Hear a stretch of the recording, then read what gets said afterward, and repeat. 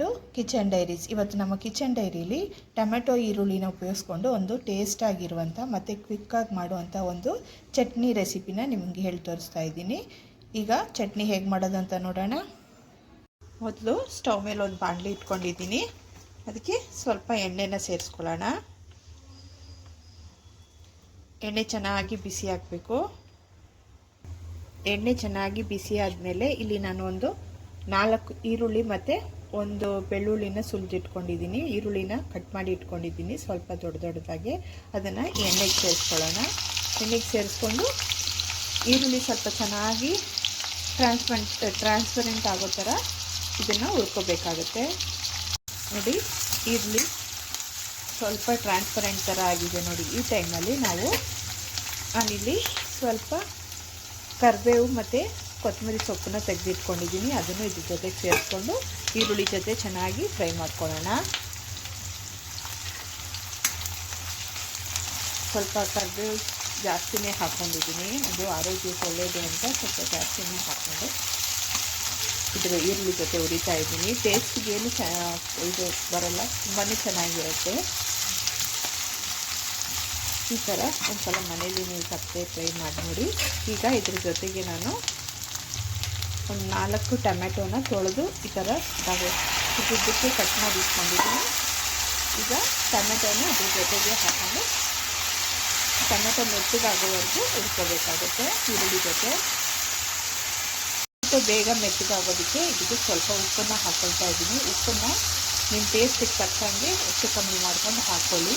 ಅದ್ರ ಜೊತೆಗೆ ಸ್ವಲ್ಪ ಹುಣಸೆಹಣ್ಣು, ನೀವು ನಾಟಿ ಟೊಮೆಟೊ ಯೂಸ್ ಮಾಡೋದಾಗಿದ್ದರೆ ಹುಣಸೆಹಣ್ಣನ್ನು ಕಡಿಮೆ ಹಾಕ್ಕೊಳ್ಳಿ. ನಾನಿವತ್ತು ಆಪಲ್ ಟೊಮೆಟೊ ಯೂಸ್ ಮಾಡ್ತಾಯಿದ್ದೀನಿ, ಅದರಿಂದ ಹುಣಸೆಹಣ್ಣನ್ನು ಸ್ವಲ್ಪ ಜಾಸ್ತಿನೇ ಹಾಕ್ಕೊಂಡಿದ್ದೀನಿ. ಈಗ ಇದನ್ನೆಲ್ಲನೂ ಚೆನ್ನಾಗಿ ಹುರ್ಕೋಬೇಕು. ಈಗ ಟೊಮೆಟೊ ಎಲ್ಲ ಚೆನ್ನಾಗಿ ಮೆತ್ತಗಾಗಿದೆ. ಈ ಟೈಮಲ್ಲಿ ನಾನು ಸಾರಿಗೆ ಹಾಕೊಳ್ಳಲ್ವ ಖಾರದ ಪುಡಿನ ಒಂದು 2ರಿಂದ 2.5 ಸ್ಪೂನಷ್ಟು ತೊಗೊಂಡಿದ್ದೀನಿ.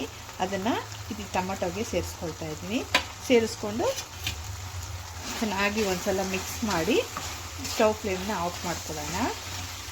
ಈ ಥರ ಒಂದ್ಸಲ ಮಾಡಿ ನೋಡಿ, ತುಂಬಾ ಚೆನ್ನಾಗಿರುತ್ತೆ. ಡಿಫ್ರೆಂಟಾಗಿ ಯಾವಾಗಲೂ ಒಣಗಿದ ಮೆಣಸಿನ್ಕಾಯಿ ಹಾಕ್ಕೊಂಡು ಮಾಡೋದ್ರಿಂದ ಈ ಥರ ಒಂದ್ಸಲ ಮಾಡಿದ್ರೆ ಟೇಸ್ಟೂ ಡಿಫ್ರೆಂಟಾಗಿರುತ್ತೆ. ಒಂದೊಂದ್ಸಲ ಒಣಗಿದ ಮೆಣಸಿನ್ಕಾಯಿ ಇಲ್ದಿರೋ ಟೈಮಲ್ಲಿ ಈ ಥರ ಮಾಡ್ಕೋಬೋದು, ತುಂಬಾ ಚೆನ್ನಾಗಿರುತ್ತೆ ಟೇಸ್ಟು. ಈಗ ಸ್ಟವ್ ಫ್ಲೇಮ್ನ ಆಫ್ ಮಾಡಿ ಇದು ತಣ್ಣಗಾಗೋವರೆಗೂ ಬಿಡಬೇಕಾಗತ್ತೆ. ತಣ್ಣಗಾದ್ಮೇಲೆ ಇದನ್ನು ಗ್ರೈಂಡ್ ಮಾಡ್ಕೊಂಡು ಬರೋಣ. ಗ್ರೈಂಡ್ ಮಾಡಿಕೊಂಡು ಇದಕ್ಕೆ ಹಾಕ್ಕೊಂಡಿದ್ದೀನಿ. ಈಗ ಈ ಕಡೆ ಒಂದು ಸಣ್ಣ ಬಾಣಲಿಲಿ ಒಂದು ಸ್ವಲ್ಪ ಎಣ್ಣೆ ಹಾಕ್ಕೊಂಡಿದ್ದೀನಿ. ಎಣ್ಣೆ ಹಾಕ್ಕೊಂಡು ಸ್ವಲ್ಪ ಸಾಸಿವೆ ಕಾಳನ್ನ ಹಾಕ್ಕೊಳ್ಳೋಣ. ಸಾಸಿವೆ ಜೊತೆ ಸ್ವಲ್ಪ ಜೀರಿಗೆನ ಹಾಕ್ಕೊಳ್ಳೋಣ. ಸಾಸಿವೆ ಸಿಡಿಯೋಕ್ಕೆ ಸ್ಟಾರ್ಟ್ ಆಗಲಿ. ಸಾಸಿವೆ ಸಿಡಿಯೋದಕ್ಕೆ ಸ್ಟಾರ್ಟ್ ಆಗಿದೆ. ಈ ಟೈಮಲ್ಲಿ ನಾವು ಇಲ್ಲಿ ಸ್ವಲ್ಪ ಕರಿಬೇವು ಮತ್ತು ಒಣಗಿದ ಮೆಣಸಿನ್ಕಾಯಿ ತೊಗೊಂಡಿದ್ದೀನಿ. ಅದನ್ನು ಇದ್ರ ಜೊತೆ ಸೇರಿಸ್ಕೊಳ್ತಾ ಇದ್ದೀನಿ. ಸೇರಿಸ್ಕೊಂಡು ಸ್ಟವ್ ಫ್ಲೇಮ್ನ ಆಫ್ ಮಾಡ್ಕೊಳ್ಳೋಣ. ಮಾಡಿಕೊಂಡು ಈ ಒಗ್ಗರಣೆನ ಇದಕ್ಕೆ ಸೇರಿಸ್ಕೊಳ್ಳೋಣ. ಇದು ಮಿಕ್ಸ್ ಮಾಡ್ಕೊಳ್ಳೋಣ. ಸೂಪರ್ ಆಗಿರುವಂತಹ ರೆಡ್ ಚಟ್ನಿ ರೆಡಿಯಾಗಿದೆ. ಇದನ್ನು ಸರ್ವಿಂಗ್ ಬೌಲ್ಗೆ ಹಾಕ್ಕೊಂಡು ತೋರಿಸ್ತೀನಿ. ಸರ್ವಿಂಗ್ ಬೌಲ್ಗೆ ಹಾಕ್ಕೊಂಡಿದ್ದೀನಿ. ತುಂಬಾ ಟೇಸ್ಟ್ ಆಗಿರುತ್ತೆ. ಮಾಡ್ಕೊಳ್ಳೋದು ತುಂಬ ಈಸಿ. ಇವತ್ತಿನ ರೆಸಿಪಿ ಏನಾದರೂ ನಿಮ್ಗೆ ಇಷ್ಟ ಆದರೆ ಲೈಕ್ ಮಾಡಿ, ಶೇರ್ ಮಾಡಿ ಮತ್ತು ಸಬ್ಸ್ಕ್ರೈಬ್ ಮಾಡೋದನ್ನು ಮರಿಬೇಡಿ.